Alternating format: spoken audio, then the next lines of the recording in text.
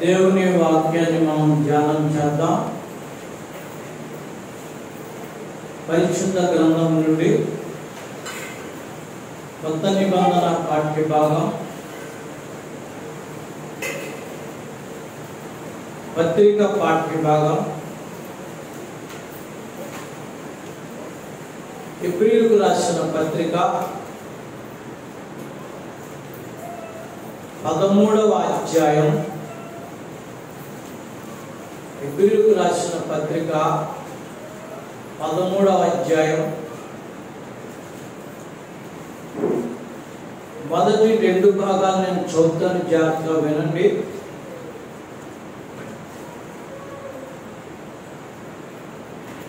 కొత్త నిబంధన పాఠ్య భాగం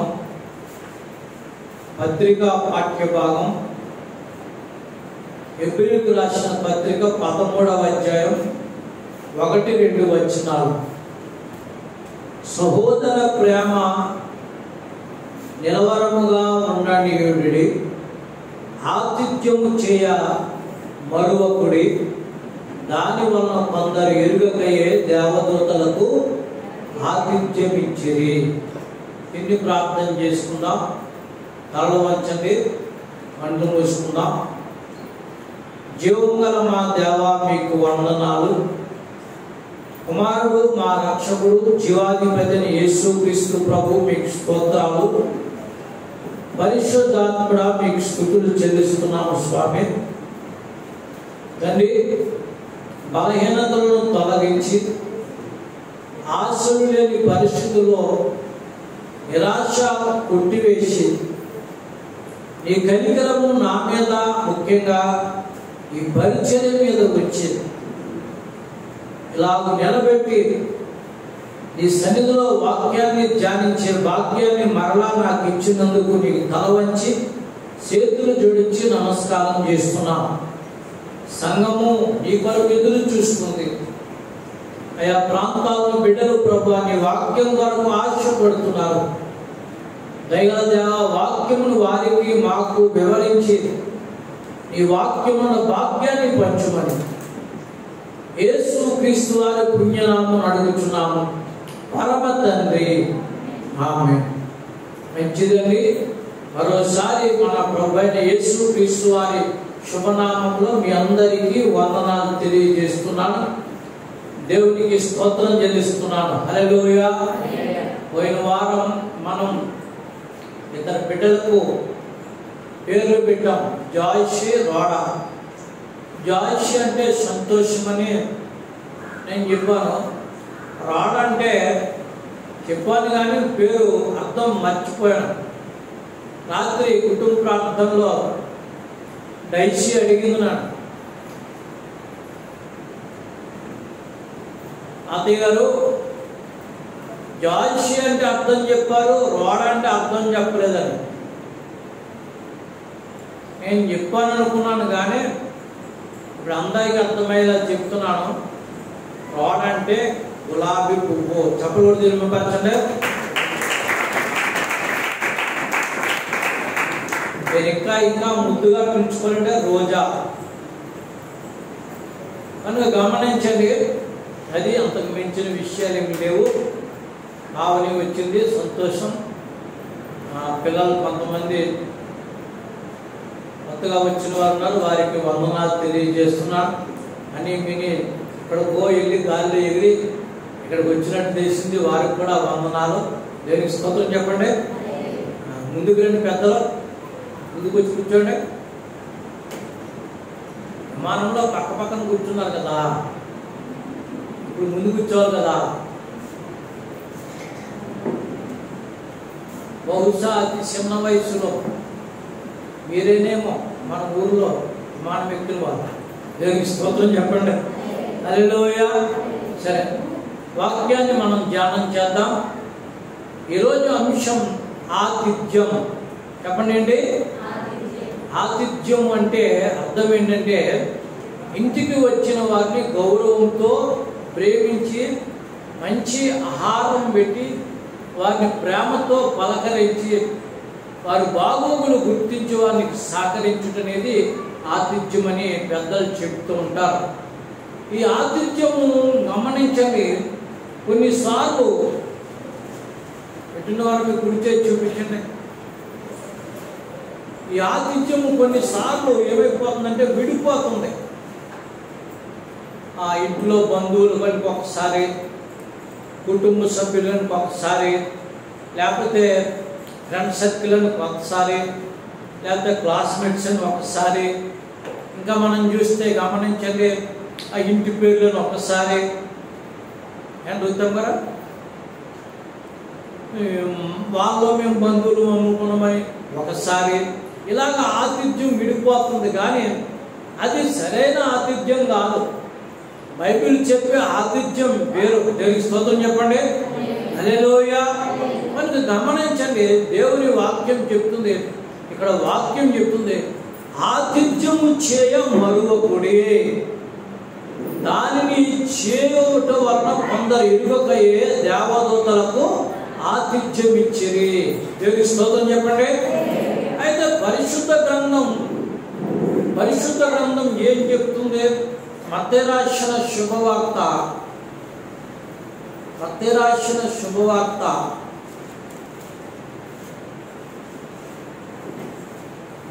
10వ అధ్యాయము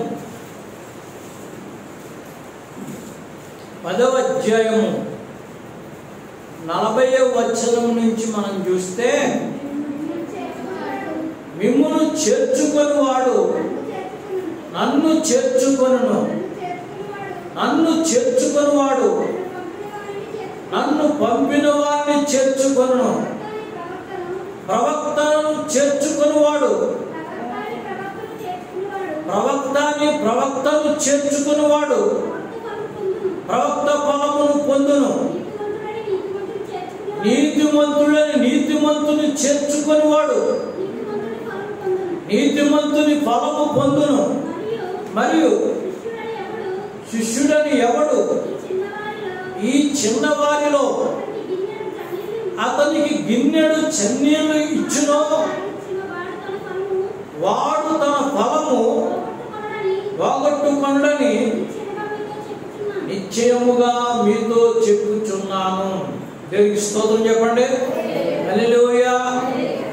మనము దేవుని వాక్యాన్ని చూసినప్పుడు ఆతిథ్యము అంటే గుర్తుపెట్టుకోండి, ఆతిథ్యం అంటే అర్హత లేని వారికి, గమనించండి, యోగ్యత లేని వారికి, ఎరుగని వారికి, ఇంకా మీకు అర్థమవుతుంది చెప్తాను, తెలియని వారికి, ఎప్పుడు చూడని వారికి మన ఇంటికి వస్తే మనము చేసేది సరైన ఆతిథ్యం అని దేవుని వాక్యం చెప్తుంది. ఎప్పుడు చూడని వారిని కానీ, పనికిరాని వారిని కానీ, ఎన్నిక లేని వారిని కానీ, యోగ్యత లేని వారిని కానీ గమనించడం మనం చేర్చుకున్నప్పుడు అటండి యేసయ్య చెప్తున్నాడు, వారిని చేర్చుకుంటే నన్ను చేర్చుకున్నట్టని చెప్తున్నాడు. దేవునికి స్తోత్రం చెప్పండి. కనుక ఒకవేళ ప్రవక్తను మీరు చేర్చుకున్నారనుకో ఆ ప్రవక్త ఫలం మీకు దొరుకుతుందని చెప్తున్నాడు. ఒకవేళ నీతిమంతుని మీరు చేర్చుకున్నారనుకో ఆ నీతిమంతుని ఫలం మీకు దొరుకుతుందంటారు. కనుక గమనించండి, ఈరోజు ఆతిథ్యం ఇచ్చిన వారి కుటుంబాలు ఎంత దీవించబడ్డాయి, ఎంత ఆశీర్వించబడ్డాయి అనే విషయాన్ని మీకు చెబుతూ వాళ్ళ జీవితాల్లో ఏ విధమైనటువంటి ఆశీర్వాదాలు పొందుకున్నారనే విషయాన్ని మీకు జ్ఞాపకం చేస్తాం. దేవునికి స్తోత్రం చెప్పండి. హల్లెలూయా. మనందరికీ తెలిసిందే, ఆదికాండం 18వ అధ్యాయంలో అబ్రహాము సారాలు చాలా వృద్ధులైన వారు. వాళ్ళ వయస్సును గమనించండి, ఒకరికి 100 వచ్చేసింది, ఒకరికి 90 వచ్చేసింది. ఆ వయసులో గమనించండి, వాళ్ళకి 99 సంవత్సరాల వయసులో గమనించండి, 89 సంవత్సరాల వయసులో ఎరుగని మరి మనుషులు 3 వచ్చారటండి వాళ్ళ ఇంటికి. ఆవిడికి 89, ఆయనకు 99. అంటే గమనించండి, వాళ్ళకు ఒకరికి ఒకరు వడ్డించుకోలేని పరిస్థితి. అప్పుడప్పుడు మా పాస్టర్ గారు అంటారు, నీవు పడుకునే ముందు లేపుతావు, పడుకున్నాక లేపుతావు, గమనించండి, తెల్లవారేటప్పుడు నీకంటే ముందు లేపుతావు. నేను లేవలేకపోతున్నాను మహానుభావు, వయసు వచ్చినప్పుడు పరిచర్య చేయగలి కానీ ఇప్పుడు చేయలేనంటారు. గమనించండి, ఇప్పుడు నా వయసు 56. గమనించండి, పాస్టర్ గారి వయసు 55. అబ్రహాము గారి వయసు అంటే 99. సారమ్మ గారి వయసు కరెక్ట్గా చెప్తున్న 89. ఈ వయసులో వచ్చినటువంటి ముగ్గురు అతిథులను చూసి అన్నాడటంటే, మీరు మా ఇంటికి వచ్చారు, నేను మీకు కొంచెం నీళ్ళు ఇస్తాను, కాలు కడుక్కొని ఈ చెట్టు కింద కూర్చోండి, ఎండవేళ వచ్చారు కదా, కొంచెం భోజనం సిద్ధపరుస్తాను, మీరు వచ్చి భోజనం చేసే వరకు చెట్టు కింద కూర్చోండి అంటున్నారు. వాళ్ళు గమనించండి, సరే నీ ఇష్టమయ్య అన్నారు, కాళ్ళకు నీళ్ళించాడు. గమనించండి, చెట్టు కింద కూర్చోబెట్టాడు. గుడారం దగ్గరికి పరిగెత్తి ఆ ముసలావిడ 89 సంవత్సరాల వయసు, ఓ సారమ్మ వింటున్నావా, మన ఇంటికి తెలియని మనుషులు వచ్చారు, మనం వాళ్ళకి భోజనం పెట్టాలి అంటే, పడుకునే సమయమయ్యా, ఎండవేళ వచ్చారేంటి, నీకు చెప్పొచ్చారా, నాకు చెప్పలేదా? కొంతమంది గమనించండి, బంధువులు వచ్చేటప్పుడు ఏం చేస్తారంటే, వాళ్ళ బంధువులు అయితే వాళ్ళకి చెప్పుకుంటారు, వీళ్ళ బంధువులు అయితే వీళ్ళకి చెప్పుకుంటారు. వాళ్ళు వచ్చినట్టు వీళ్ళకి తెలియదు, వీళ్ళు వచ్చినట్టు వాళ్ళకి తెలియదు. భార్యాభర్తలు మాట్లాడుకుంటారు, నీకు చెప్పారా, నాకు చెప్పలేదంటాడు ఎవడి. ఆయన బంధువులు వచ్చినప్పుడు నాకు చెప్పలేదంటాడు ఈయన. ఇలా ఉంటుంది పరిస్థితులు. కానీ సారమ్మ అలాంటి పరిస్థితి ప్రశ్న వేయలేదు. దేవునికి స్తోత్రం చెప్పండి. నేను ఎందుకు ఈ విషయాలు మీకు చెప్తున్నానంటే, ఆతిథ్యం విలువ మీకు తెలియాలి. దేవునికి స్తోత్రం చెప్పండి. దాని యొక్క ఆశీర్వాదం మీకు తెలియాలి. దేవునికి స్తోత్రం చెప్పండి. హల్లెలూయా. సారమ్మ మారు మాట్లాడకుండా 99 సంవత్సరాల వయసు గలవాడైన అబ్రహాము చెప్పిన మాట 89 సంవత్సరాల వాళ్ళ మనిషి ఏం చేసిందంటే, గుడారంలోకి వెళ్ళి మెత్తని పిండి తీసి రొట్టెలు చేసింది. మందకు పరిగెత్తుకుని వెళ్ళి కొంత మాంసాన్ని సిద్ధపరిచి సారమ్మకి ఇచ్చారటండి, వంట చేసింది అటండి. బైబిల్లో చూసినట్లయితే 318 మంది పనివారు ఇంట్లో ఉన్నారు.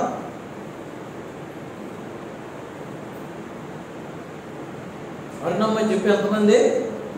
మనమైతే ఏం చేస్తాం చెప్పండి? మనమైతే ఏం చేస్తాం చెప్పండి? ఈయన ఎప్పుడూ నన్ను పట్టుకునే తింటూ ఉంటాడో, అంతమంది పనివారు ఉన్నారో, కొన్ని సూపర్వైజర్ ఉన్నారో, వాళ్ళకి చెప్పొచ్చు కదంటారు. కానీ అతిథులకు ఇంటివారు ఇచ్చే ఆతిథ్యం ఏంటంటే, ఇంటివారు మొదట పిలుస్తారు. దేవునికి స్తోత్రం చెప్పండి. ఎవరు వంట చేసినా అతిథులకు ఇంటివారు వడ్డిస్తారు. అది గౌరవం అనిపిస్తుంటారు. కొంతమంది ఏం చేస్తారు తెలుసంటే, అతిథులు వచ్చినా ఇంట్లోంచి బయటికి రా, వడ్డించినప్పుడు బయటికి రా, ఇంట్లో వెళ్ళేటప్పుడు బయటకు వస్తాం. వద్దామనుకున్నామండి, రాలేకపోయామంటారు. ఈ లోపల గమనించిన వచ్చేటప్పుడు పెడతారు, ఏమ్మా లేరా, తినేటప్పుడు పెడతారు, ఏమ్మా లేరా, వచ్చారండి, ఉన్నారండి, పడుకున్నారండి, మీరు వెళ్ళేటప్పుడు మాట్లాడుతున్నారంటే ఎలా ఉంటుందండి? అప్పుడు అంటారు, మేము ఏమైనా తినడానికి వచ్చామా, పనిలాగా వచ్చామా? ఇలాంటి ఆలోచనలు మనసులో వస్తుంటాయి. గమనించండి, అబ్రహాము గారు మందకు పలిగెత్తాడు, మాంసం సిద్ధపరిచాడు. శారమ్మ గారు స్వయాన వంట చేసినట్లు ఉంది. గమనించండి, ఆ వంట పట్టుకొని గమనించండి, చెట్టు కింద కూర్చున్నటువంటి ఆ మనుషులకు వడ్డించారు. వడ్డించిన తర్వాత భోజనం చేస్తున్నారు. చేసి ముగించిన తర్వాత అంటున్నారు, ఇంత మంచి ఆహారం సిద్ధపరిచిన, ఇంత మంచి ఆతిథ్యం ఇచ్చిన నీ భార్య ఎక్కడా? చాలాసార్లు విన్నారు, కానీ నేను కొన్ని లింకులు మీకు చెప్తాను. ఎంత మంచి ఆహారం సిద్ధపరిచి నీ భార్య ఎక్కడినప్పటికీ, అయ్యా మంచి ఆహారం చేసింది, కానీ ఆమె అందరూ కూడా మంచిగా చూడడం లేదు. మీ పశువులకు పిల్లలు ఉన్నాయి, మీ ఇంట్లో పనివారికి పిల్లలు ఉన్నాయి, మీ మేకలకు పిల్లలు ఉన్నాయి, మీ గొర్రెలకు పిల్లలు ఉన్నాయి. మీరు ఏదో పాపం చేశారు, అందుకనే నీ కడుపున పిల్లలు లేరని చెప్తున్నారు. కనుక ఆవిడ అన్నీ చేసింది, కానీ మీ ఎదుటికి వచ్చేది మీరు కూడా ఆ మాట అంటారని మీ ఎదుటికు రాకుండా ఉంది. వెంటనే ఆ ముగ్గురు అన్నారంటే, ఒకేసారి మరలా వచ్చే సంవత్సరానికి మీ దగ్గరకు వస్తాం. నీ భార్యను సారా, గుర్తుపెట్టుకోండి, నీ భార్యని సారా ఒక కుమారుడు అంటాది. దేవునికి స్తోత్రం చెప్పండి. వెంటనే ఆతిథ్యం ఇచ్చినటువంటి, తయారు చేసినటువంటి సారా అన్నదటండి, నవ్విందటండి. నవ్వినటువంటి మాట ఆ ముగ్గురు విని, నువ్వు నవ్వనేలమ్మా బంగారు తల్లి, నువ్వు ప్రపంచంలో ఉన్న దేవుని పిల్లలందరికీ తల్లి అవుతావు. నీ కడుపును పుట్టేవాళ్ళలోంచి వచ్చేవాడు అందరినీ కూడా నవ్విస్తాడు. నరకానికి పోకుండా మనుషులను పరలోకానికి చేస్తారు. పరలోకం అందరూ కూడా చప్పలు కొడుతూ దేవుని ఆరాధిస్తారని చెప్పి గుప్తంగా ఒక మాట చెప్పి, నిన్ను చూసి అందరూ నవ్వుతారనే మాట చెప్పాడు. అప్పుడు అబ్బరంగారు అనుకున్నారట, 99 ఏళ్ల వానికి నాకు బలం కలుగుతుందా, 89 ఏళ్ల దానికి నాకు గర్భం తెరిచే యోగ్యత వస్తుంది అనుకున్నారట. కానీ దేవుడు అనుకున్నట్టుగా, దేవుడు చెప్పినట్టుగా నిర్ణయించిన సమయం ప్రకారం మనం చూస్తే ఆదికాండం 21వ అధ్యాయంలో దేవుడు చెప్పిన ప్రకారం సారా గర్భము ధరించి ఇస్సాకును కనెను. దేవునికి స్తోత్రం చెప్పండి. హల్లెలూయా. ఆతిథ్యం వల్ల గుర్తుపెట్టుకోండి, బిడ్డలు కనే యోగ్యత వస్తుంది. చాలా జాగ్రత్తగా వినాలి. ఆతిథ్యం వల్ల బిడ్డలు కనే యోగ్యత వస్తుంది. ఎవరైనా మీలో ఇప్పుడు బిడ్డలు లేని వారు ఉంటే, మంచి బిడ్డలు కనాలనుకున్న వారు ఉంటే గమనించండి. మా బిడ్డల వల్ల మేము నవ్వుతూ ఉండాలనుకుంటే గమనించండి, మా బిడ్డలు మమ్మల్ని నవ్వించడమే కాకుండా దేవుని నవ్వు పొందుకొని జీవితాంతం సంతోషంగా పరలోకపానందాన్ని పొందుకోవాలనుకుంటే ఆతిథ్యం ఇవ్వడం నేర్చుకోండి. గమనించండి, ఆ కుమారుడు పెరిగాడు, పెద్దవాడయ్యాడు, 37 సంవత్సరాల వయసు అయ్యాడు. తల్లైన సారమ్మ చనిపోయింది. తల్లైన సారమ్మ చనిపోతే తండ్రి అయినటువంటి అబ్రాము గమనించండి ఎంతో ప్రేమగా చూసుకుంటున్నాడు. అమ్మలేని కారణంగా మాట్లాడడం లేదు, మౌనంగా ఉండిపోయాడు.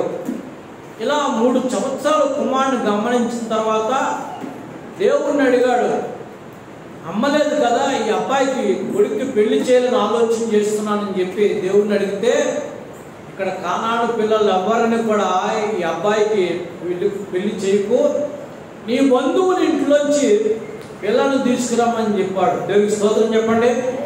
హల్లెలూయా. నీ బంధువుల ఇంట్లోంచి పిల్లలు తీసుకురమ్మని చెప్తే అబ్రాము గారు ఏం చేశారంటే 318 మంది పనిలో ఒక నమ్మకమైన వాడు ఎలియాజరు అనే వాడిని పిలిచి, గమనించండి, ధాన్యపు రాశిలోంచి బంగారపు రాశిలోంచి 2 చేతులతో దోషులతో ఎత్తుకొని ఇలా తీసుకుని అలా వేసి, నా కోడలికి బంగారం ఇచ్చి నువ్వు తీసుకురా అని చెప్పి ప్రమాణం చేయించాడటండి. అయ్యా, నన్ను ఎక్కడికి వెళ్ళమంటున్నావు? నేను ఏ ప్రాంతంలో ఇచ్చానో ఆ ప్రాంతానికి వెళ్ళు. మరి నీ కోడలు నీవు చెప్పినట్టుగా పెళ్లి కొడుకును చూడకుండా రానంటే నేనేం చేయాలి? ఇప్పుడు ఏం చేస్తా చెప్పండి రాజేష్, ఆన్లైన్ షూటింగ్ పెడతాను. అమ్మా పెళ్లి కొడుకు ఎర్రగా ఉన్నాడా, ముగ్గ మీద సట్లు ఉన్నాయా, పెళ్లి కూతురు బాగుందా? ఇలా ఆన్లైన్ షూటింగ్ పెట్టి ఏం చేస్తారంటే ముందు బేరాలు ఆడతారు, ఎంత ఇస్తారో కొనుక్కోండి. మొన్న ఈ మధ్య మా బంధువురింట్లో పెళ్లి జరిగింది. గుంటూరు అబ్బాయి, గమనించిన రాజుల అమ్మాయి. దేవునికి స్తోత్రం చెప్పండి. చాలా ఆశ్చర్యకరమైన విషయాలు. పెళ్ళి అవ్వకుండానే బేరం ఆడేసుకుంటున్నారు. మీ నాన్నగారు రిటైర్ అయితే ఎంత ఇస్తారో, మీ అమ్మగారు రిటైర్ అయితే ఎంత ఇస్తారో, సగం మాకు ఇస్తారా? తీరా పోనీ సరే పిల్లనిద్దామని చెప్పి గమనించిన బయలుదేరి వెళ్ళారు. వాళ్ళ ఇల్లు ఎంత ఉందంటే కొంచెం ఇలా వినండి, దేవుని చెప్పలేదు. దేవునికి స్తోత్రం చెప్పండి.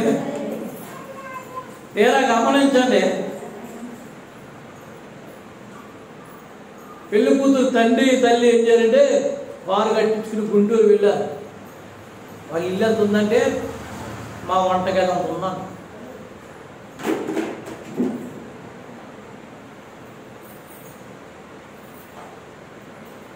అప్పుడు ఆయన ఉన్నాడంట, మీ సంబంధం బాగా ఉంది, మేము రిటైర్ అవ్వకముందే రిటైర్ అయితే ఎంత ఇస్తారో, మీ పొలం ఎంత, మీ బంగారం ఎంత, మీ ఆస్తులు ఎంత అని చెప్పి వాటాలు ఏమన్నారు కదా. మేము చూసింది చాలా ఎక్కువ బాబు, మీకు నమస్కారం అని చెప్పి వచ్చేసాం. దేవునికి స్తోత్రం చెప్పండి. హల్లెలూయా. ఇలాగ గమనించండి, అనేక రీతులుగా మోసపోయేటువంటి స్థితులు ఉన్నాయి.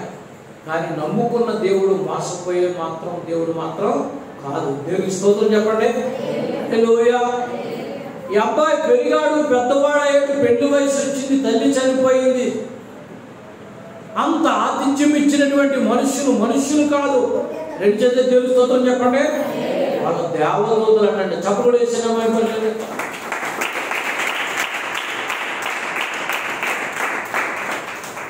కొందరు తండ్రి కుమార పరిశుద్ధాత్మ దేవుడే ఇంటికి వచ్చాడని చెప్తారు.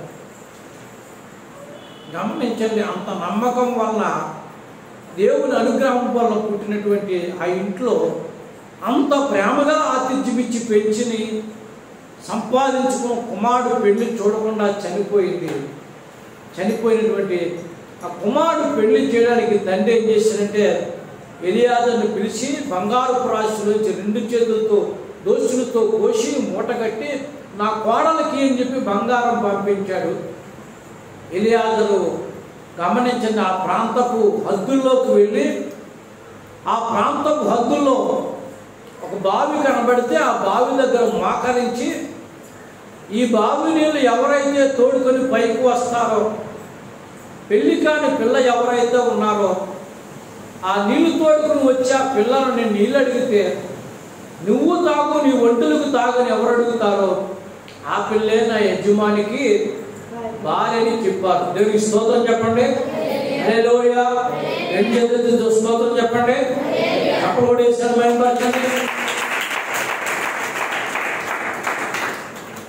ఆశ్చర్యకరమైన దేవుడు గమనించండి, ఆయన ప్రార్థన ఆలకించాడు. తల్లి చనిపోతూ ఆతిథ్యం ఇచ్చి సంపాదించుకున్న కుమారుని విడిచిపెట్టి వెళ్ళిపోయిన తల్లి చేసినటువంటి ఆతిథ్యాన్ని మర్చిపోని దేవుడు ఏం చేశాడంటే ఎలియాజరు ప్రార్థన ఆలకించి ఒక అమ్మాయి నీళ్ళ కడ వేసుకుని ఆ బావి దగ్గరకు వచ్చి లోపలికి దిగి, అది దిగుడు బావి, లోపలికి దిగి కడవతో నీళ్లు పైకి వచ్చేటప్పుడు అన్నాడంటే ఎలియాజరు, అమ్మా కొంచెం నీళ్లు పోయి దాహంగా ఉన్నాడని. ఆ నీళ్లు తాగిన తర్వాత అమ్మయ్య అనుకుంటుంటే, అయ్యా నీకే కాదు నీ ఒంటెలకు కూడా నీళ్లు పోస్తానని చెప్పి 10 ఒంటెలకు నీళ్లు పోసింది. అట్టండి. రెండు చేతులతో దేవుడికి స్తోత్రం చెప్పండి. ఇప్పుడు గమనించండి, తెలియకుండానే అత్తగారు దేవునికి దేవదూతలకు ఆతిథ్యం ఇచ్చింది. తెలియకుండానే కోడలు, రెండు చేతులతో దేవుడికి స్తోత్రం చెప్పండి. చెప్పబడేసిన భయపడుతుంది.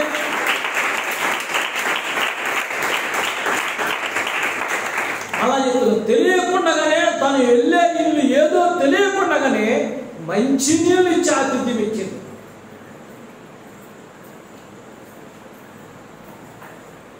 ఆతిథ్యం కొందరికి నేర్పకర్లతో వాళ్ళ హృదయాల్లో వాళ్ళ జీవితాల్లో జీర్ణించుకుపోద్దండి. గమనించండి, అత్తగారేమో తెలియకుండా తండ్రి కుమార పరిశుద్ధాత్మ దేవుడు లేకపోతే దేవదూతలకు ఆతిథ్యం ఇచ్చారు. ఆమె ఆతిథ్యం ఇచ్చి కుమారుడిని సంపాదించుకుంది. 37 సంవత్సరాలు పెంచుకుని పెళ్లి చేయకుండా చనిపోయింది. ఒంటరి వాడైన కుమారుడు పెళ్లి చేయడానికి అబ్రాహాము గారు గమనించండి ఎలియాజరును పంపించి గమనించండి ఆ కానాను దేశపు ప్రాంతంలో ఉన్నటువంటి తన ప్రాంతం నుంచి గమనించండి హారాను ప్రాంతం పంపించి ఆ ప్రాంతంలో ఉన్నటువంటి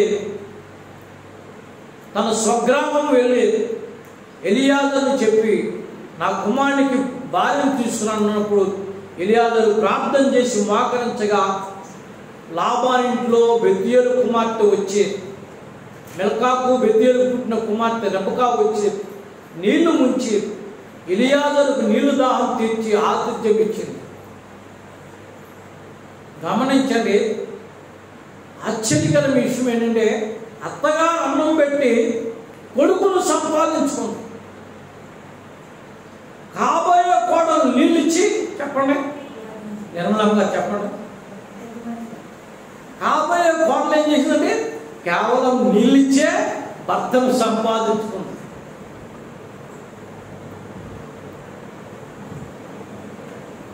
మీకు ఇంకా అర్థమయ్యేది చెప్తాను. అత్తగారేమో కొంచెం భోజనం పెట్టి కొడుకును సంపాదించుకుంది.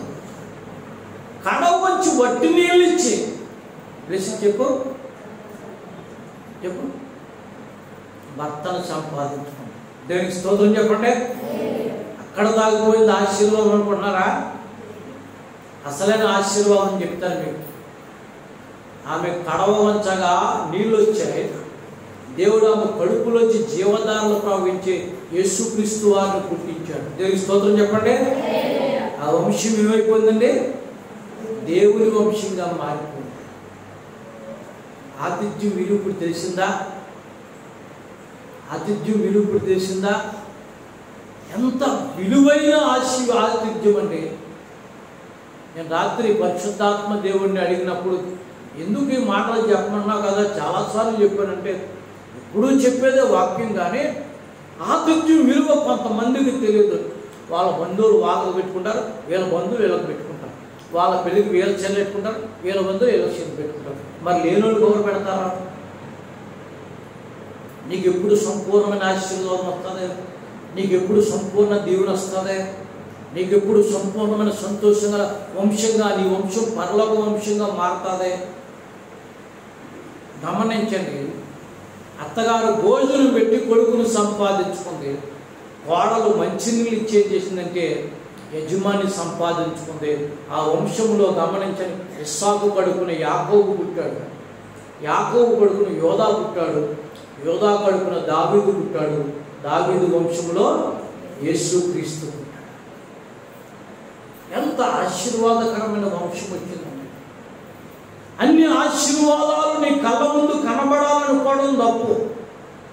కొన్ని ఆశీర్వాదాలు నీ తరతరాలకు పంచడం దేవుని యొక్క ఆలోచన విషయాన్ని నేను మీకు జ్ఞాపకం చేస్తున్నాను.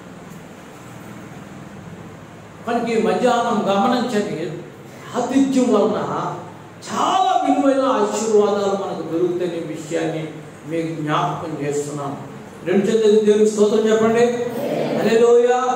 యెహోషువ 2వ అధ్యాయాన్ని మనం చూస్తే, యెహోషువ 2వ అధ్యాయాన్ని మనం చూస్తే ఆ 2వ అధ్యాయంలో ఎరుకో గోడలు అనేవి కనబడతాయి. ఎరుకో గోడలను కూల్చడానికి శక్తి చాలదు, సామర్థ్యం చాలదు. మనం చాలాసార్లు ఈ పాఠాన్ని మనం వింటూ వచ్చాం. గమనించండి, చాలాసార్లు విన్నాం. ఎరుకో గోడల మధ్య గమనించండి, ఒక శాపగ్రస్తమైనటువంటి శాపగ్రస్తురాలు ఉంది. ఆ మాటను పదే పదే నేను అనకూడదు, కానీ ఆమె గమనించండి పాపాత్మురాలని వాక్యం చెప్తుంది. ఇంకా కఠినమైన మాట బైబిల్ ఏమి రాయించండి, ఆమె వేశ్యని రాయించండి. ఆమె గమనించండి, ఆ ఎరుకో గోడల మధ్య ఉంటూ నివాసం ఉంటూ ఉన్నప్పుడు అంటే యెహోషువ అటండి రహస్యంగా కొంతమందిని యెరికో పట్టణాన్ని వేగి చూచి రమ్మని కొంతమందిని పంపించారటండి. ఆ పంపించినప్పుడు ఈ వేశ్య అయినటువంటి రాహాబు, పాపాత్ముడైన రాహాబు, శాపగ్రస్తుల రాహాబు గమనించండి, వారిని చేర్చుకొని వారికి భోజనం పెట్టి వారితో మాట్లాడుతున్నప్పుడు అటండి వాళ్ళు మామూలుగా అతిథులు కాదు, యెరికో గోడలు ఎటువంటి వారు చూడడానికి వచ్చినటువంటి దేవుని వంశంలోంచి వచ్చినటువంటి ఇశ్రాయేలు ప్రజలు అని తెలుసుకుంది.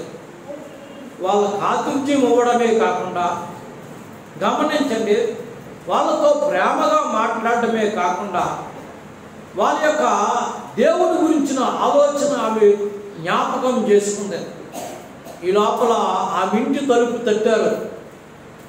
వీళ్ళని మేడ మీదకి ఎక్కించి అటక మీద కూర్చోబెట్టి గమనించండి, జమ్ము తెట్టు కట్టలు వాళ్ళ మీద వేసి, మీ గురించి నేను ఏమీ చెప్పను, మీరు సుఖంగా ఉండండి, నేను మిమ్మల్ని దాస్తాను కాస్తాను, భయపడొద్దని చెప్పి కిందకు వచ్చి తలుపు తీసి, ఎవరు బాబు మీరందటండి, మీకు అర్థమవడానికి అర్థమయ్యే భాషలో చెప్తున్నాను, మీ ఇంటికి ఎవరో గూఢసార్లు వచ్చారంట కదా, వాళ్ళు ఇశ్రాయేలు ప్రజలంట కదా, వాళ్ళను నువ్వు ఇంట్లో పిలుచుకుని భోజనం పెట్టేవంట కదా, వాళ్ళతో నువ్వు మంచిగా మాట్లాడుతున్నావంట కదా, మా రాజుకు సమాచారం వచ్చింది, వాళ్ళు బయటికి పిలువు అంటే చాలా తెలివిగా ఏమందంటే, అయ్యా రావడం వచ్చారు, భోజనం చేశారు, మంచిగా మాట్లాడాం, సాయంకాలం అయ్యేటప్పటికి అమ్మ వెళ్తాము మంచి భోజనం పెట్టుకొని దీవించి వెళ్ళిపోయారు,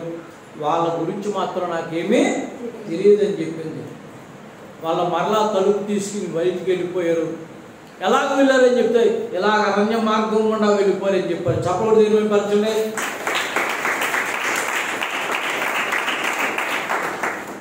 వాళ్ళు వెళ్ళిపోయినటువంటి జాడ తెలిసిన తర్వాత మరలా ఇశ్రాయేలు ప్రజల్లో పెద్దలైనటువంటి వేగులు వారిని, అంటే మీకు అర్థం గూఢచారిని ఆ మేడ నుంచి కిందకు దింపి, అయ్యా నా ప్రాణానికి తెగించి మీ ప్రాణాలను కాపాడి మీకు భోజనం పెట్టి మిమ్మల్ని దాచి కాచి కాపాడి మిమ్మల్ని భద్రం చేశాను, ఈ యెరికో వాళ్ళంతా కూడా పాడు చేసి ఈ పట్టణాన్ని నాశనం చేసి మీరు వెళ్ళిపోయేటప్పుడు మీరు నా కుటుంబాన్ని రక్షించాలి, మా అమ్మింటి వారిని రక్షించాలి, మా నాన్నింటి వారిని రక్షించాలి, నాకు కలిగిన వారిని అందరినీ రక్షించాలి అని చెప్తే వెంటనే వాళ్ళు అన్నారట, అమ్మా నీవు మమ్మల్ని దింపిన కిటికీ ఉందే, ఈ కిటికీకి ఎర్రని దారం కట్టు అన్నారు.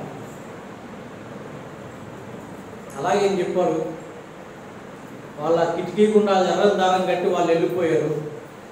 గమనించండి, యెరికో గోడలు మరలా ఇశ్రాయేలు ప్రజలు వచ్చి మొత్తం కుప్పకూలు చేశారు. వాళ్ళు చెప్పినట్టుగా కిటికీకి ఎర్రని దారం కట్టిన కిటికీ ఇంటిలో ఈమె తల్లింటి వారిని తండ్రింటి వారి అందరినీ కూర్చొని ఉంది. యెహోషువ చెప్పాడు, మిమ్మల్ని చేర్చుకున్న రాహాబు ఇంట్లో ఉన్న వారందరినీ రక్షించండి. దేనికి స్తోత్రం చెప్పండి, చప్పలు కొట్టేసిన.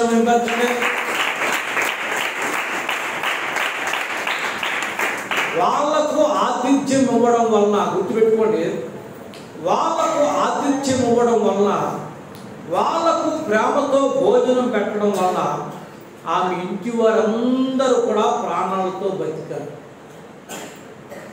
ఆమె ఇంటి వారందరూ కూడా గమనించండి క్షేమంగా ఉన్నారు. అటు తల్లింటి వారు, ఇటు తండ్రింటి వారు. ఇంకా మనం చూస్తే ఆమెకు కలిగిన వారందరూ కూడా క్షేమంగా ఉన్నారటండి. గమనించండి, కానాను దేశం వారు చేరే లోపల ఈమె శాపగ్రస్తమైన యెరికో సంతతిలా కనబడుతుంది. ఇశ్రాయేలు ప్రజలు గమనించండి, అమెరికన్ దొరలా తెల్తాగా మెరిచిపోతున్నారు. ఇలాంటి గమనించండి తేడా వాళ్ళ మధ్య కనపడింది. ఇలా చూడడం, ఇలా చూడడం, ఇలా చూడడం, ఇలా చూడడం, ఇలా ముఖాలు విరుచుకుంటూ ఉన్నారు. కానీ యోధా గోత్ర పెద్ద నయస్సును 76,400 మందికి పెద్ద తన కొడుకుని పిలిచి అన్నట్టండి, రే బాబు సల్మాను ఇటు రాను పిలిచి గమనించండి, పంచాయతీ పెట్టి అన్నట్టండి. అబ్బాయి, ఎరుకో గోడల మధ్య ఉన్న శాపగ్రస్తురాలు మనతో తీర్మానం చేసుకుని మనతో కూడా వచ్చింది. ఈ ప్రజల మధ్యన ఈమెను చూసినప్పుడు ఈమెను ఎవ్వరూ కూడా పట్టించుకోవడం లేదు. ఈమెను చూసి ముఖం విరుస్తున్నారు, పెదవులు విరుస్తున్నారు, ఈమె రంగును బట్టి ఈమెను దూషిస్తున్నారు. జాగ్రత్తగా వినాలి పాట. ఈమె రంగును బట్టి దూషిస్తున్నారు. ఈమెను చేర్చుకోవడానికి ఎవరు ఇష్టపడలేదు. కానీ ఈమె వల్లనే ఈ 20 లక్షల మంది ప్రాణాలు కూడా బయటపడ్డాయి. దేనికి స్తోత్రం చెప్పండి. ఆమె అంతగా ఆతిథ్యం ఇచ్చి ఆమె ప్రాణాలకు తెగించి, దేవునికి స్తోత్రం చెప్పండి, ఆమె ప్రాణాలకు తెగించి మన వారందరినీ చేర్చుకుంది కనుక మీలో ఉన్న వారు ఎవరు కూడా ఈమెతో మాట్లాడడానికి ఇష్టపడమ్మా.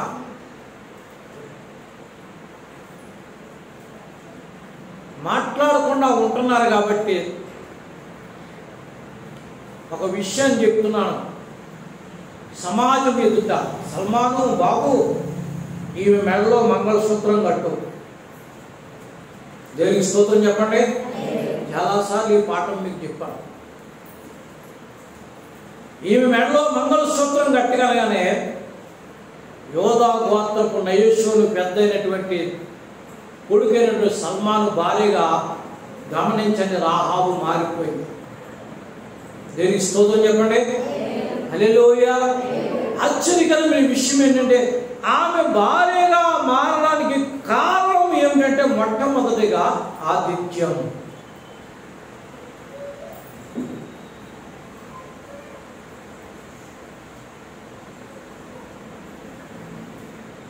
ఆమె రంగును బట్టి గమనించండి, ఆమెను పెళ్లి చేసుకుని, ఆమె ధనవంతురాలను పెళ్లి చేసుకుని గమనించండి, ఆమె ఉన్నతమైన స్థితిగతులను పెళ్లి చేసుకోలేదు.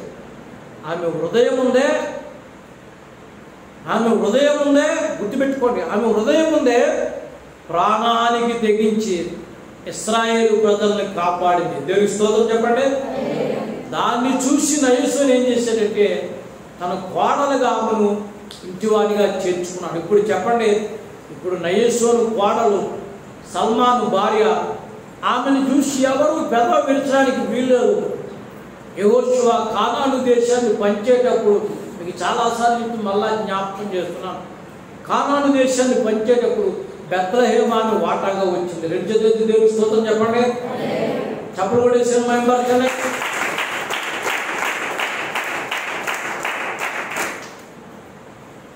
యేసు ప్రభు వారు పుడతారని చెప్పినటువంటి ఆ భూములన్నీ కూడా ఆమెకు దేవుడు ఏంటంటే దానంగా ఇచ్చాడు.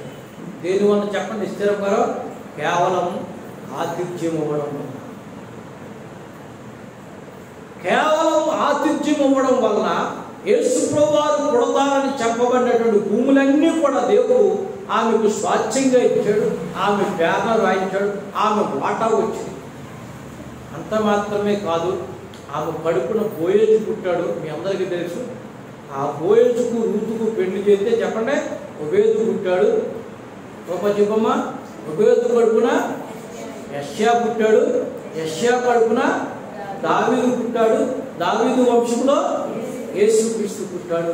యేసుక్రీస్తు వల్ల మనం అందరం కూడా రక్షించబడ్డాం. ఈ కథ వెనక ఉన్నటువంటి భాగ్యం ఏంటంటే కేవలం గుప్పెడు అన్నం పెట్టడం. దేవునికి స్తోత్రం చెప్పండి. హల్లెలూయా, హల్లెలూయా. యేసన్ గారు చెప్తారు, చెప్పమంటారా మాట? సాల్మన్ పాస్ గారు చెప్తారు. యేసన్ గారు చెప్తారు ఏమంటే, మా ఇంటికి వస్తే ఏం చేస్తారు, మీ ఇంటికి వస్తే ఏం పెడతారు. ఎందుకు చెప్పండి? మా ఇంటికి వస్తే ఏం చేస్తారు, మీ ఇంటికి వస్తే ఏం పెడతారు అంటే అన్ని ఎదుటి వాళ్ళ మీద దుద్దేయడమే. అన్ని ఎదుటి వాళ్ళ మీద దుద్దేయడమే. గమనించండి, ఆమె ఆశీర్వాదం వెనక ఎంత భాగ్యం అంటే, ఎంత దీవెనకరమైనటువంటి చరిత్ర దాగి ఉందంటే, పట్టెడు అన్నం తీసి తెలియని వారికి అన్నం పెట్టి గుండెల్లో పిల్లలు దాచుకున్నట్లుగా గమనించండి. వారిని దాచుకొని కాచి వారిని సంరక్షించినందుకు ఆ వంశములోంచి గమనించండి యేసుక్రీస్తు వారికి నాయనమ్మగా మారే భాగ్యం ఆ రాహాబుకు దొరికింది. దేవునికి స్తోత్రం చెప్పండి. హల్లెలూయా. మీకు చక్కగా చెప్తున్నాను, గుర్తుపెట్టుకోండి. ఆతిథ్యం ఆమె జీవితంలో నూతన సహవాసాన్ని ఏర్పరిచింది. ఆతిథ్యం ఆమె జీవితంలో నూతన నివాసం ఏర్పరిచింది. ఆతిథ్యం నూతన దాంపత్యం ఏర్పరిచింది. ఆతిథ్యం నూతన భూములు ఇచ్చాయి. దేవుని స్తోత్రం చెప్పండి. ఆతిథ్యం ఆమె కడుపును పుట్టిన వారందరికీ తిరిగి జన్మించేవాడు లోకరక్షకుడు యేసుక్రీస్తు వారు ఆమె వంశంలో పుట్టాడు. అంతకంటే భాగ్యం ఏమని చెప్పండి. కనుక మనమేమంటామండి, ఖాళీ లేదండి, పైకి వెళ్ళిరండి.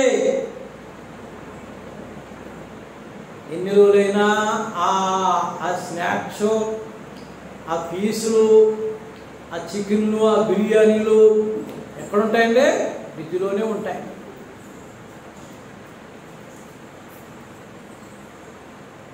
మీకు ప్రేమతో చెప్తున్నా, అనుభవించే ఆనందంతో చెప్తున్నా.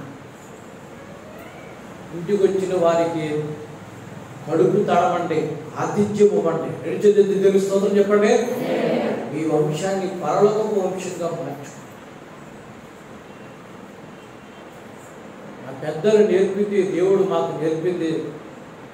గమనించండి, అనుభవించిన ఆనందం ఏంటంటే దేవుడు మాకు చూపినటువంటి ప్రేమ.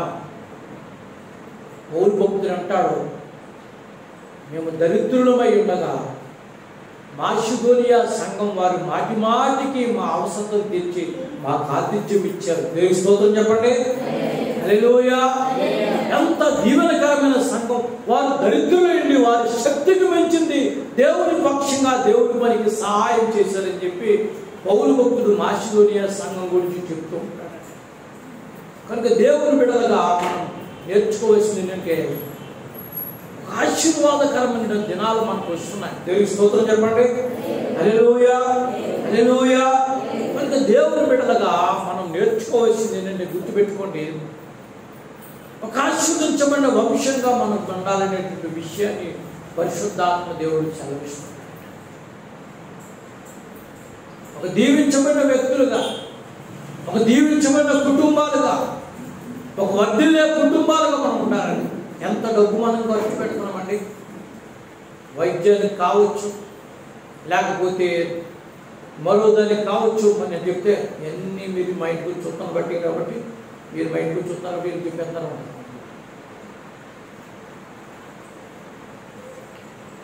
గమనించండి, ఎంత డబ్బు మనం ఏ ఏ రకాలుగా మనం ఖర్చు పెడుతున్నాం మనం ఆలోచన చేస్తే చాలా రకాలుగా ఖర్చు పెడుతున్నాం.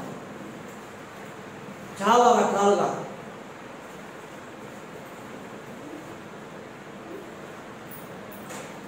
కొంతమందిని చూసినప్పుడు నాకు అనిపిస్తుంది, ఇక్కడి నుంచి అలా జస్ట్ అలా వెళ్ళిపోతుంటే ఓ 1 కిలోమీటర్ దూరం వెళ్ళినా ప్రసంగం చెప్పండి, అబ్బో ఎంత మంచి వాసన వచ్చేద్దాం. జస్ట్ అలా వెళ్ళారనుకోండి, 1/2 కిలోమీటర్ వెళ్ళినా కానీ వాసన వస్తుంటుంది. మరి వాళ్ళ ఇంటికి వెళ్తే మాత్రం పట్టెడు అన్నం పెట్టే వాసన మాత్రం no no no no no.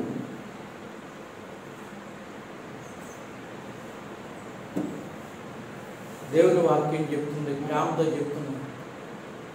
Christmas దినాలు వస్తున్నాయి. ఈ క్రిస్మస్ దినాల్లో పేదలకు పట్టెడు అన్నం పెట్టండి, దరిద్రులకు కొంచెం బట్టలు పెట్టండి. నాకు తెలుసుమా, దేనికి స్తోత్రం చెప్పండి. మీ బంధువుల్లో విధవరండి అయిన వారిని, మీ బంధువుల్లో దిక్కులేని పిల్లలు, మీ బంధువుల్లో రోగులైన వారిని, మీ బంధువుల్లో ఇబ్బందుల్లో ఉన్నవారిని. దేవునికి స్తోత్రం చెప్పండి. హల్లెలూయా. దేవునికి స్తోత్రము గానము చేయుటయే మంచిది, మనమందరము స్తుతి గానము చేయుటయే మంచిది. యెరూషలేము యెహోవాయే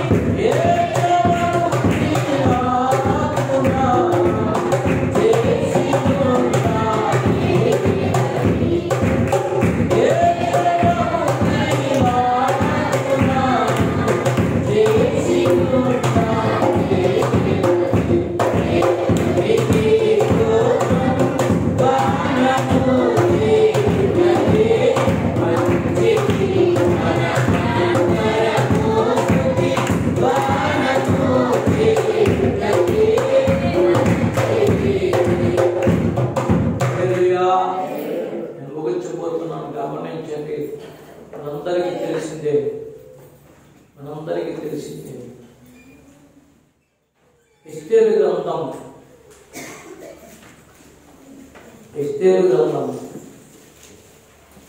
5వ అధ్యాయం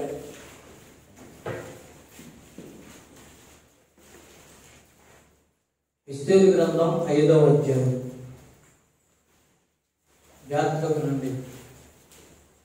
1 నుంచి 8 వచనాలు చూస్తే భర్తను బ్రతిమలాడి, అయ్యా నేను మీకు భోజనం పెడతాను. యజబెద్దమ్మ చెప్పండి. భర్తను బ్రతిమలాడుతుంది, అయ్యా మీకు భోజనం పెడతాను, మీరు నేను పెట్టే భోజనం మీరు తినాలి. భర్త అంటున్నాడు, రానే నీ ఎస్తేరు, నీ వంట నేను ఎప్పుడు తినలేదా?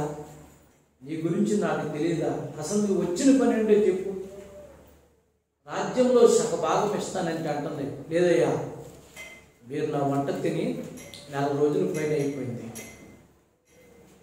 మీరు నా వంట తిని 4 రోజులు పైబడి అయిపోయింది.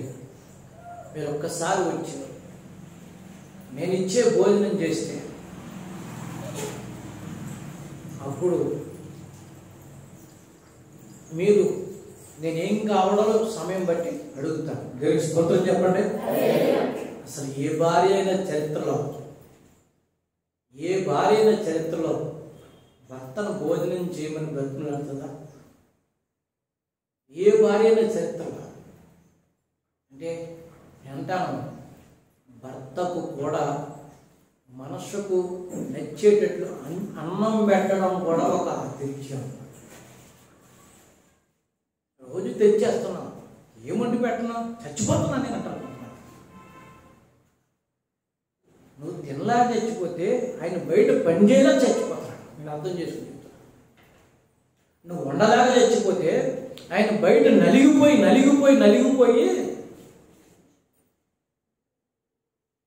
నోరు చచ్చిపోయి ఎండకి ఎండిపోయి బిగిసిపోయి ఆయన పనిచేస్తున్నాడు. ఆయన తెచ్చిందల్లా వండి పెట్టి చక్కగా కుటుంబంతో బిడ్డలతో కలిసి ఉండడం ఒక మంచి ఆతిథ్యం. దేవుని స్తోత్రం చెప్పండి. చప్పలు కొట్టేసాను మేము.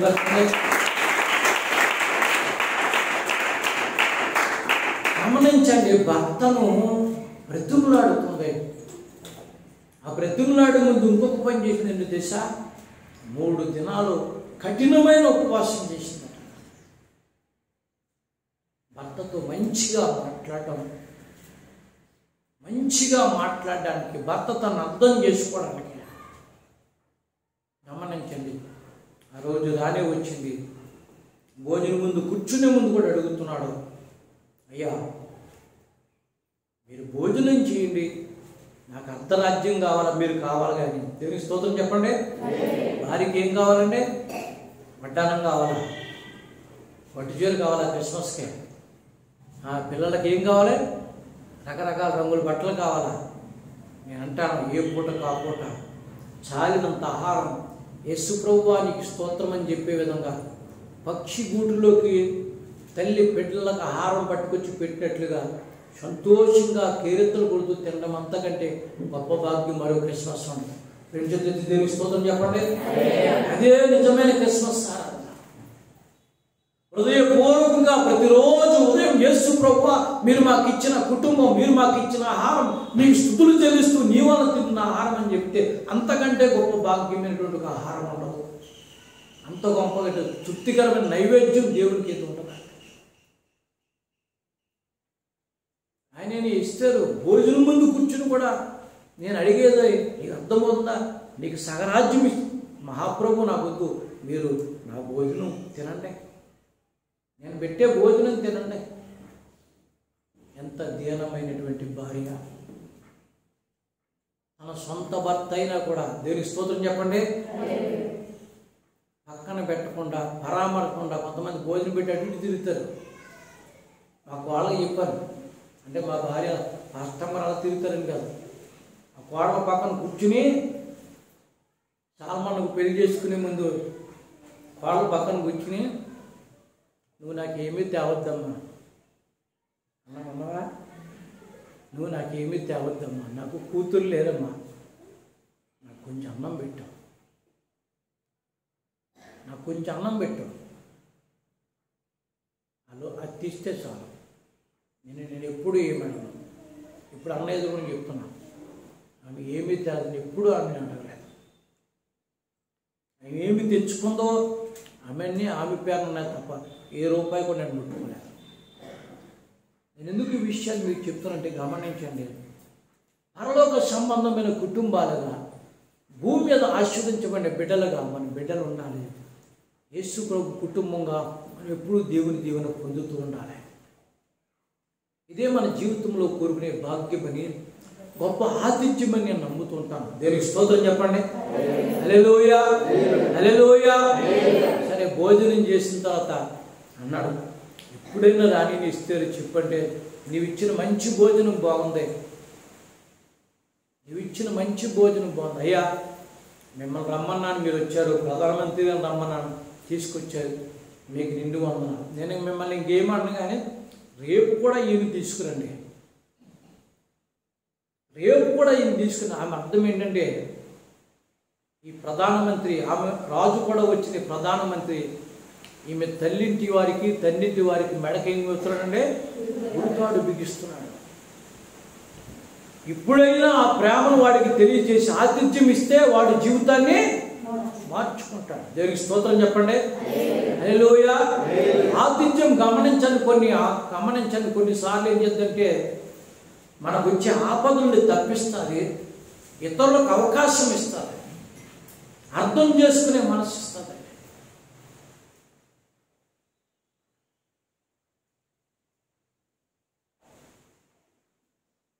చక్రవర్తి పన్నీకి చిన్నప్పుడు సందర్భం వచ్చిన చెప్తున్న సుమా, ఎవరైనా పెద్దలు వస్తే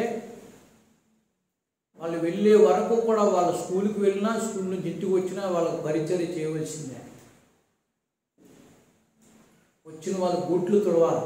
చిన్న పాస్టర్ గారు అంత తేలిగ్గా పాస్టర్ అయిపోలేదు.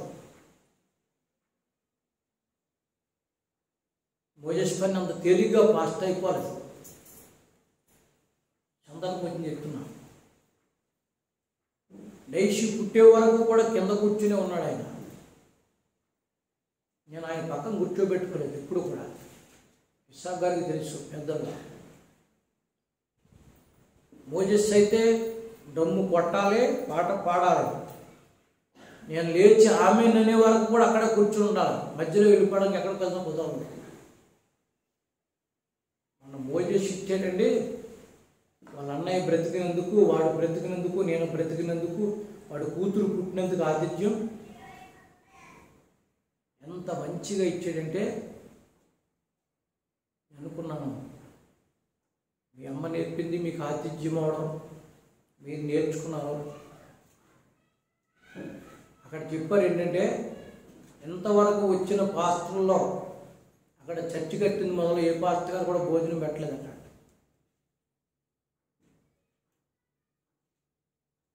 ఆతిథ్యం యొక్క ఆశీర్వాదాలు వేరుగా ఉంటాయంటే, ఆతిథ్యం యొక్క దీవెనలు వారు వేరుగా ఉంటాయంటే. మనమేమో లెక్కలేస్తున్నాం, ముళ్ళు వేస్తున్నాం. ఎందుకు వేస్తున్నాం ముళ్ళు నాకు అర్థం అవట్లేదు. మెడలు మేద్దులు మేలైన సరుకులు మన్నై గోవులుగా పరదేశులమో ప్రియులారా మన పురమిది గాదిపుడు నిజముగా ఎట్లు వచ్చితిము ఎట్లు అట్లే వెళ్ళవలె. కొంచెం భయమేస్తుందా? గిజ్జోన్ గారు ఎంత బలంగా ఉన్నాడంటే సభలకు వచ్చిన ఆయన. గిజ్జోన్ గారు ఎంతమంది గుర్తు చెప్పండి. ఆఖరి రోజు వర్తమానం నుంచి వచ్చిన ఆయన భార్య డాక్టర్ గారు అండి. ఆయన కూడా కరోనా బారిన పడి చనిపోయాడు. ఆ బెడ్ మీద పడుకుని నేను వెళ్ళిపోతున్నాను, నా దేవుడు నన్ను పిలుస్తున్నాడు, పిల్లలిద్దరు జాగ్రత్త.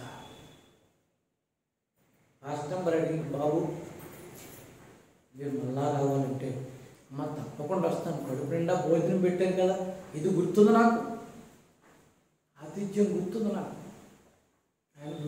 ఆయన గుర్తు వచ్చినప్పుడల్లా ఏడుస్తుంటాను. గమనించండి,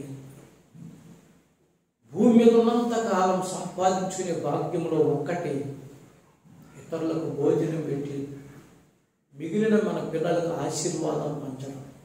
దేవునికి స్తోత్రం చెప్పండి. సారా గమనించండి, కొడుకును కనడం పెంచడం చూసింది కానీ పెళ్లి చేయడం కానీ దేవుడు విడిచిపెట్టాడా? దేవుడు విడిచిపెట్టాడా? విడిచిపెట్టాడు. నేను ముగిస్తున్నాను, గమనించండి.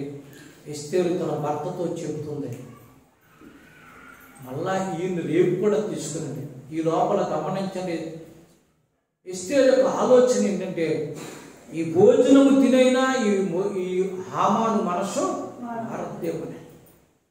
కానీ మారలేదు. అవకాశం ఇచ్చింది, మారలేదు. గమనించండి, వాడే ఉరికమ్మం తీశాడు.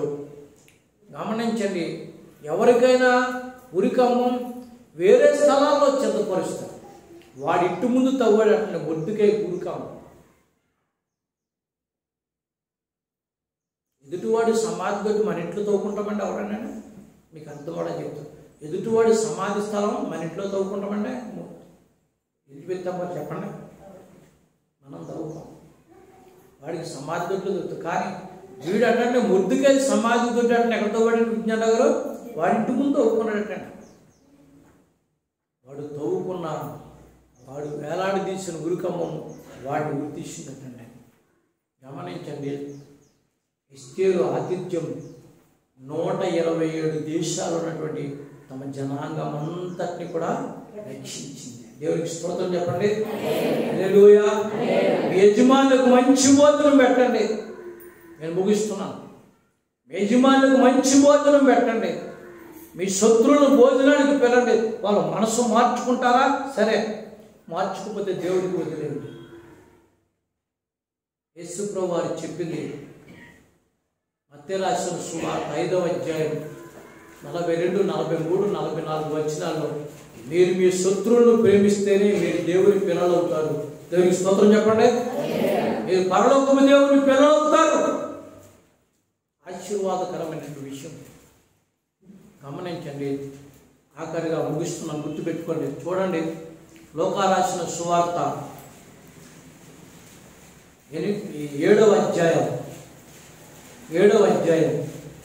37, 36 వచనం చదువుతున్నాను, జాగ్రత్తగా వినండి. 36 లూకా రాసిన సువార్త 37వ అధ్యాయం 36 వచనం. పరిసయ్యులలో ఒకడు తనతో కూడా భోజనము చేయవలనని ఆయన అడిగాను. ఆయన పరిసయ్యునిట వెళ్ళి భోజన పంక్తిని కూర్చుండగా ఆ ఊరిలో ఉన్న పాపాత్ముల యొక్క స్త్రీ యేసు పరిచయన భోజనము కూర్చున్నని తెలుసుకుని ఒక అత్తరుగుడ్డు తీసుకుని వచ్చి వెనుకతో ఆయన పాదముల యొద్ద నిలువబడి ఏడ్చుచు కన్నీళ్లతో ఆయన పాదములు తడిపి తల వెంట్రుకలతో తుడిచి ఆయన పాదములు ముద్దు పెట్టుకొనుచు అత్తరు ఆ ఇంటి వాటికి పూసేను. దేవునికి స్తోత్రం చెప్పండి. ముగిస్తున్నాను, గుర్తుపెట్టుకోండి. భోజనానికి పిలిచిన వాడు పరిచయుడు. ఆ ఊరిలో ఒక స్త్రీ వచ్చి, గమనించండి, ఆయన భోజనం చేస్తుంటే, గుర్తుపెట్టుకుని, ఆయన భోజనం చేస్తుంటే, మూడోసారి చెప్తున్నాను, ఆయన భోజనం చేస్తుంటే వెనుక తట్టు వచ్చి ఆయన తల మీద అత్తరు పోసి తల వెంట్రుకలతో ఆయన పాదాలు తుడిచి పెదవులతో ముద్దు పెట్టుకున్నదట. కన్నీటితో ఆయన పాదాలు కడిగిందట. ఎంత ఆశ్చర్యకరమైన సంగతి ఏంటంటే, ఇంటి యజమాని భోజనం పిలిచాడు. గమనించండి, ఆ ఇంటిలో భోజనం చేస్తుండగా ఒక పాపాత్మురాలికి రక్షణ భాగ్యం దొరికింది. 2 చేతులు దేవునికి స్తోత్రం చెప్పండి. ఎంత ఆశ్చర్యం అంటే, నువ్వు యేసు ప్రభువారిని వాక్యాన్ని ప్రకటించమని నీ సేవకులు కానీ యేసు ప్రభుని కానీ నువ్వు పిలిచినట్లయితే ఆ భోజనము ద్వారా, విన్నవారు అర్థం చేసుకోండి, ఆ భోజనం ద్వారా ఎందరికో రక్షణ భాగ్యాన్ని దేవుడు కలిగిస్తాడు. చప్పట్లు చేసిన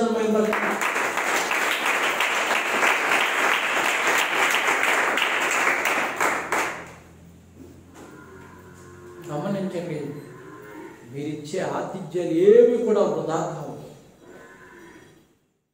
క్రిస్మస్ దినాన మీకు ఈ నెలకు ముందు మీకు చెప్తున్న మాట ఏంటంటే, వీరున్న వారందరూ కూడా క్రిస్మస్ ఆరాధన పెట్టుకోండి. పరిశుద్ధాత్మ దేవుడు మీ ఇంటికి వచ్చి అతిథులకు దీవించండి, వాక్యాన్ని పంచండి. ఆ వాక్యం ఎందరో రక్షించబడతారు, మరెందరో దేవుని గురించిన సంతోషాన్ని పంచుకుంటారు. నేను ముగింపులోకి వస్తూ ఒక మాట చెప్తున్నాను. విశాఖపట్నంలో ఉద్యోగానికి వెళ్ళినప్పుడు రాష్ట్రం గారు పన్నిబాబు కడుపులో ఉన్నారు. క్రిస్మస్ ఆరాధనలో లేకపోతే కొత్త సంవత్సరం ఉన్నాను. అందరూ భోజనం చేస్తున్నారు. అందరూ భోజనం చేస్తుంటే నేను భోజనం చేస్తూ కన్నీళ్లతో నా కడుపు నింపుకున్నాను. భోజనం వెళ్ళిపోతుంది, కన్నీళ్ళు వెళ్ళిపోతున్నాయి. దైవజనుడు నా దగ్గరకు వచ్చి అన్నాడు, బాబు ఏడుస్తున్నావా? ఎందుకు ఏడుస్తున్నావు? ఏం బాధ నీకు? ఈ కొత్త సంవత్సరం క్రిస్మస్ ఆరాధనలో కొత్త సంవత్సరం ఎందుకు ఏడుస్తున్నావు? ఏం బాధ నీకు అంటే ఒకటే అన్నాడు, అయ్యా నా నిండు చూడాలని భార్య నాకు దూరంగా ఉంది. 6 నెలలు అయిపోయింది. నా ముద్దులు కొడుకు పెద్ద కుమారుడు నన్ను చూడకుండా ఉండలేని వాడు దూరంగా ఉన్నాడు. ఇక్కడ పరలోక పానంలో నేను చూస్తున్నాను. ఎంతలో కలిసి సన్నిధిలో భోజనం చేస్తున్నారు. ఇప్పుడు ఏడుస్తున్నాను. ఆయన అన్నాడు మీకు చెప్తున్నాను, యథార్థమైన మాట నేను చెప్తున్నాను, ఇక నీవు కన్నీరు విడవవు. దేవునికి స్తోత్రం చెప్పండి. ఇక నీవు కన్నీరు విడవవు. నిన్ను దేవుడు నిజంగా జ్ఞాపకం చేసుకుంటాడు. ఈ భోజనం తింటూ ఏడుస్తున్నావే, దేవుని సన్నిధిలో నీ బిడ్డలు ఉండాలని, జీవితాంతము నీ బిడ్డలు దేవుని సన్నిధిలో ఉండే భాగ్యాన్ని దేవుడు కల్పిస్తాడు. చప్పుడు కొట్టేసినాను ఆయన పెడతాం.